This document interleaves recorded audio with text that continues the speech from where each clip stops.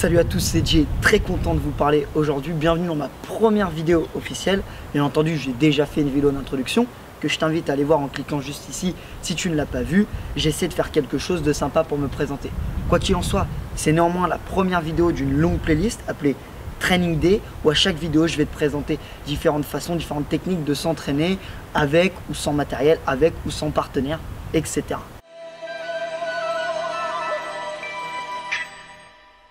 Everybody was kung fu fighting. Those kids were fast as lightning. In fact, it was a little bit frightening. Donc là, on est en compagnie de Punchy, fidèle Punchy, qui m'accompagne maintenant depuis un certain nombre d'années. Vous l'aurez compris, on va travailler au sac de frappe, qui est pour moi un excellent outil d'entraînement et un des meilleurs compromis lorsque l'on n'a pas de partenaire pour bosser. Mon but n'étant pas de te donner une routine de mouvement à exécuter, j'essaye toujours de construire mes entraînements de façon spécifique pour apporter une plus-value sur mes compétences. C'est pas toujours le cas, mais aujourd'hui, on va travailler de façon isolée, séparée, c'est-à-dire que on va pas travailler sur l'ensemble du corps en liant pieds et poings. On va d'abord travailler le haut du corps, puis ensuite le bas du corps, pour que tu puisses te concentrer davantage sur la tâche à effectuer plutôt que les mouvements que tu souhaiterais envoyer. Donc là, on va bosser tout en puissance, tout en force. Comme des bourrins, on envoie des frappes lourdes pour gagner en endurance. Ceci dit, envoyer des frappes fortes, c'est pas forcément le plus efficace en combat, mais c'est pas la finalité de notre entraînement. L'idée, c'est de progresser en endurance sur un travail de puissance et non de vitesse. Encore une fois, j'aime bien le sac de frappe car ça te permet d'évaluer ta distance d'impact, savoir que là tu es trop loin, que là tu es trop près. Tu vas avoir également une sensation à l'impact, ça va te permettre de ressentir les coups portés.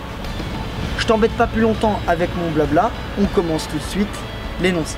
Pendant 1 minute, tu vas envoyer le plus possible de frappes en puissance en conservant à minima une force max de 80% en fin de cycle. N'hésite pas à compter ou à enregistrer le nombre de coups que tu mets pour pouvoir évaluer ton évolution au fil de tes entraînements.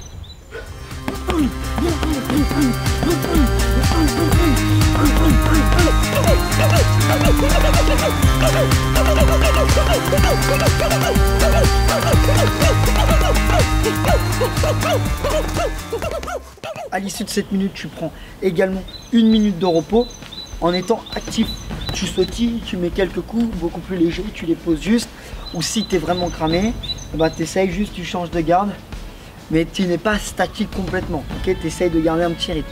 Et ensuite, tu recommences ça encore 2 fois, donc ça fera en tout 3 fois, et tu fais à chaque fois 1 minute. Okay, une fois que tu as fait tes 3 minutes au point, tu prends le temps qu'il te faut, le temps nécessaire pour récupérer à fond, et ensuite tu vas faire la même chose avec les jambes. D'ailleurs, comme pour les bras, pense à varier jambe gauche, jambe droite, ok, et également les mouvements que tu envoies. Pas envoyer tout le temps la même frappe au pied ou que ce soit au point.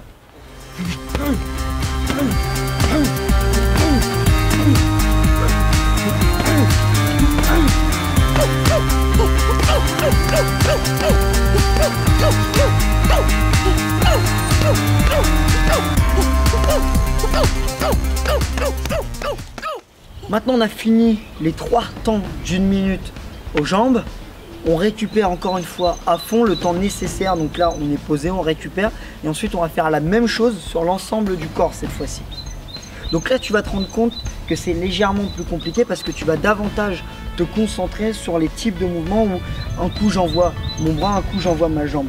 Pour éviter ça, je te conseille de visualiser comme si le punching ball, le sac de frappe, comme si c'était un adversaire. Et tu imagines les coups qui pourraient t'envoyer, les ouvertures qu'ils te donnent et réagissent spontanément. T'inquiète pas, c'est pas forcément évident. D'ailleurs, ça fera l'objet d'une vidéo sur la visualisation et comment visualiser justement un partenaire quand on est seul à l'entraînement.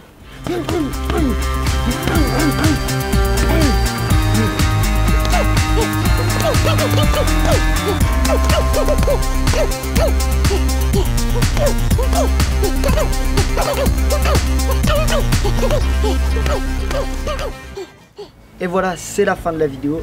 comme tu as pu le voir, on a segmenté dans un premier temps le haut puis le bas du corps pour que tu puisses mieux assimiler l'exercice et qu'ensuite sur l'ensemble du corps tu sois le plus efficace possible. J'espère que ce training day t'aura plu. Si c'est le cas, n'hésite pas à mettre un petit pouce bleu, ça me permet d'adapter mon contenu en fonction de ce que tu préfères. Abonne-toi également pour ne rater aucune autre vidéo à venir.